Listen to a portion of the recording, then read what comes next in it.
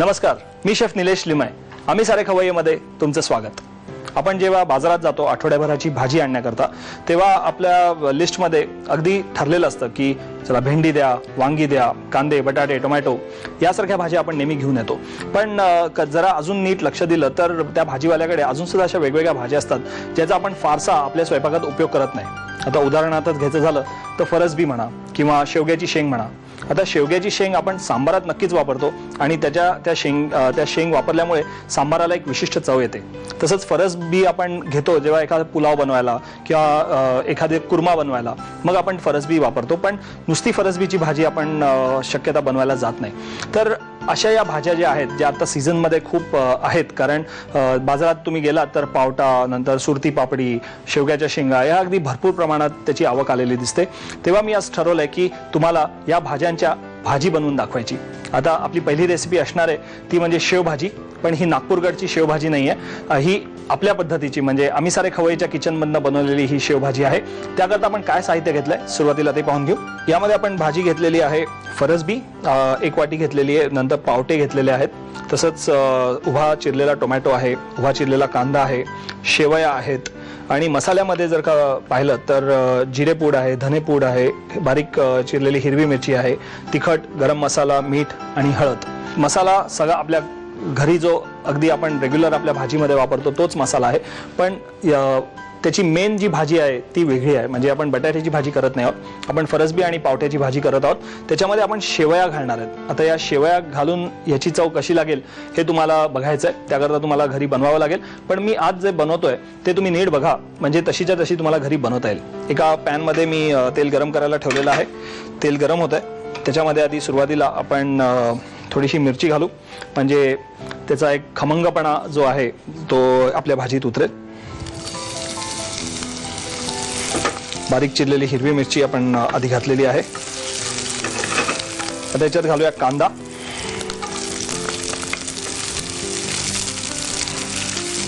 याच्यात आपण फोडणी करता मोहरी किंवा जिरं, मेथी दाणा, धने यासारखे कुठलेही स्पायसेस वापरलेले नाही आहेत. आपण डायरेक्ट कांदा त्याच्यामध्ये परतून घेतोय. आधी थोडीशी मिरची घातली आहे तिखटपणा येण्याकरता.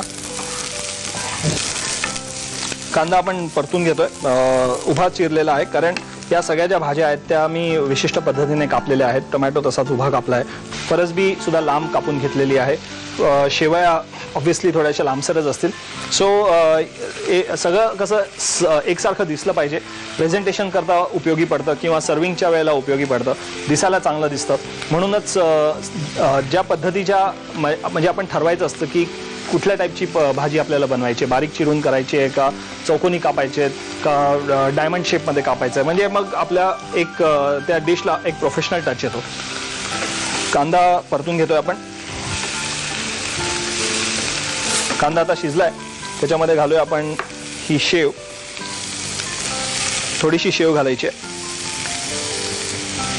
या शेवया रोस्टेड शेवया आहेत. वर्मिसिली आपल्याला बाजारात मिळते ती वर्मिसिली आहे, म्हणजे आपण खीर ज्याची करतो त्या शेवया आहेत.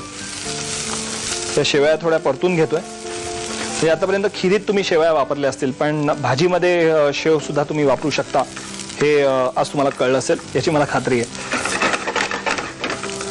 आता शेव आपल्याला शिजवून घ्यायचे. त्याआधी आपण याच्यामध्ये घालूया टोमॅटो.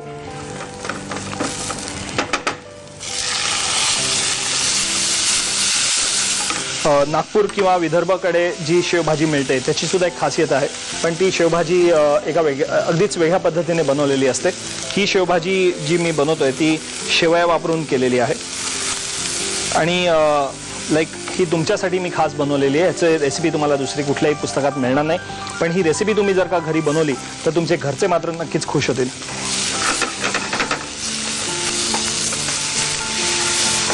आता टोमॅटोज बऱ्यापैकी शिजलेले आहेत. त्याच्यामध्ये आपण घालूया पाणी.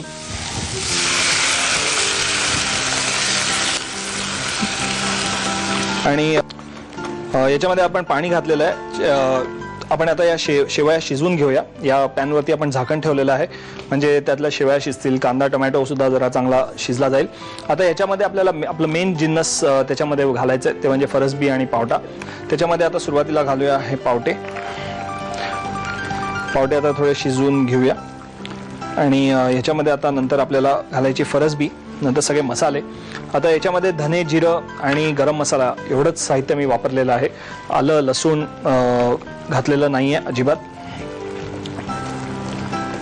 ही एक प्रकारची खिरी सारखी तुम्हाला दिसेल कारण शेवया त्याच्या घातल्या आहेत, पण गोड खीर नाही आहे ही, तिखट मस्त भाजी आहे ही.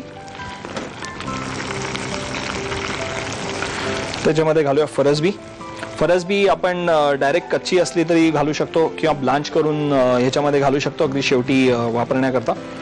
ही मी नुसती वाफवून घेतलेली आहे 20 सेकंद पाण्यातनं.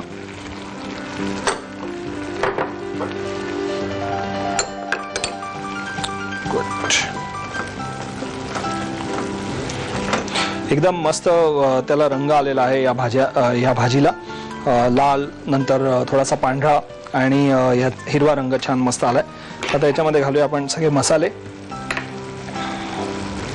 अर्थात पहिलं मीठ, नंतर थोडीशी हळद, अगदी थोडीशी आपण याच्यामध्ये घालणार आहोत जिरेपूड आणि धनेपूड. गरम मसाला अगदी शेवटी घालणार आहोत. त्याच्यामध्ये अगदी शेवटी आपल्याला घालायचा आहे तो म्हणजे गरम मसाला, जस्ट वरनं,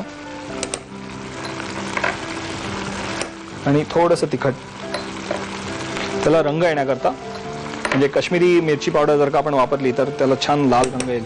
तो रंग येण्याकरता आपण तिखट घातलेला आहे. आता ह्याच्यामध्ये जर का तुम्हाला आवश्यकता वाटत असेल तर ह्याच्यामध्ये तुम्ही अगदी 1 चमचा काजूची पेस्ट जरी घातली तरी याला एक मस्त कुरम्याचा फ्लेवर येऊ शकतो. पण तुम्हाला जर का फक्त भाजीची चव घ्यायची असेल आणि त्याचे फ्लेवर्सची मजा घ्यायची असेल तर मग यापेक्षा दुसरं काही घालण्याच्या भानगडीत पडू नका. अशीच्या अशी भाजी तुम्ही बनवा आणि तुमच्या पाहुण्यांना सर्व करा. पण त्याकरता तुम्हाला साहित्य आणि कृती लिहून घेणं आवश्यक आहे, ते नीट लिहून घ्या. शेवभाजी बनवण्यासाठी लागणारं साहित्य: 1 वाटी ब्लांच केलेली फरसबी, पावटे, टोमॅटो, शेवया, कांदा, जिरेपूड, धणेपूड, मिरची, गरम मसाला, तिखट, हळद आणि मीठ. कृती: प्रथम पॅन मध्ये तेल गरम करून त्यामध्ये बारीक चिरलेली हिरवी मिरची आणि कांदा परतून घ्यावा. त्यामध्ये शेवया, टोमॅटो आणि पाणी घालून मिश्रण वाफवून घ्यावं. त्यामध्ये पावटे, वाफवलेली फरसबी, मीठ, हळद, जिरेपूड, धणेपूड, तिखट आणि गरम मसाला घालून भाजी शिजवून घ्यावी.